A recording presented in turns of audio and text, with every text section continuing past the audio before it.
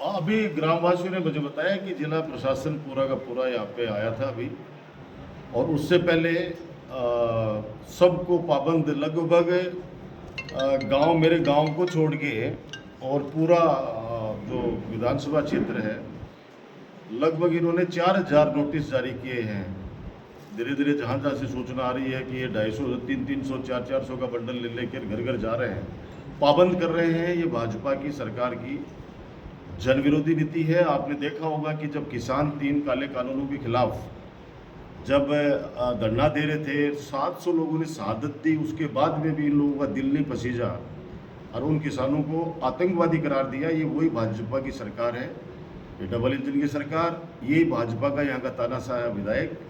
इन लोगों ने अभी अचानक पूरा सारा प्रशासन हमला आया है और सबको नोटिस जारी कर रहे हैं, सबको पाबंद कर रहे हैं जैसे कोई क्रिमिनल्स लोग हैं। हम लोग इस तरह की कार्रवाई से कहीं भी दबने वाले नहीं हैं।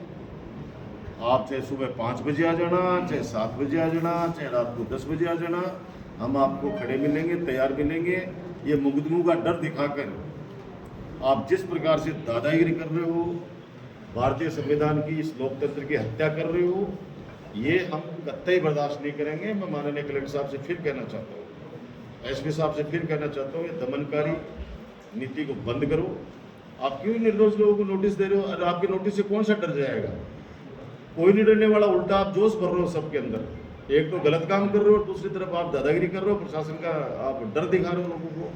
फिर कह रहा हूँ, आपसे हम्बल रिक्वेस्ट है, आप प्रशासन से टकराव नहीं चाहते हैं।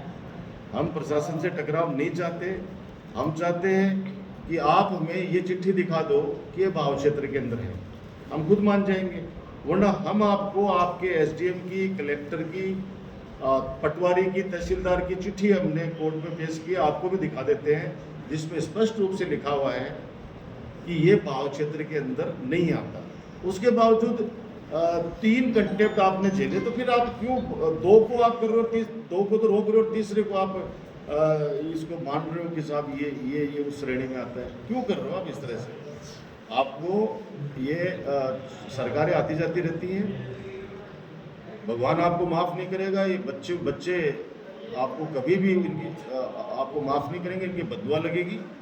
ये चीज़ें सदियों में एक बार बनती हैं, अगर बना नहीं सकते हो तो कम से कम तोड़ो मत। और फिर मैं दोहरा रहा हूँ कि आप जिस प्रकार से डर दिखा रहे हो, बैरिकेड लगाएंगे, वो लगाएंगे, ये लगाएंगे, वो लगाएंगे, तो मिलिट्री बुला लो ना। फिर आप मिलिट्री बुला लो वहाँ पे, ताकि हम लोग भी सोचें कि हाँ, कोई तो ताकत है इस लोकतंत्र के अंदर जो गलत चीज़ का विरोध कर रहे हैं। हम भी तो इस बात को माने।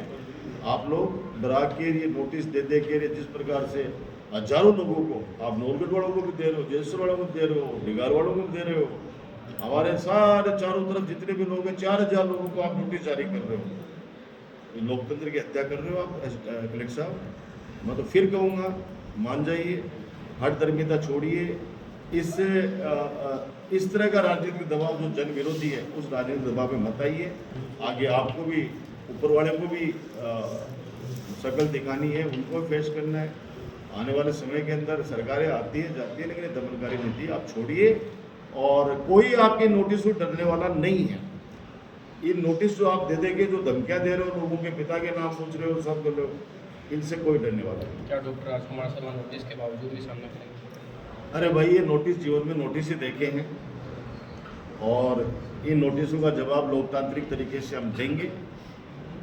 ये वर्तमान विधायक तो चाहता है कि प्रशासन और जनता आमने सामने, जैसे मैंने आज प्रेस कॉन्फ्रेंस में कहा कि पीने का पानी कोई मांगता है तो उस पर मुकदमे लगाता है।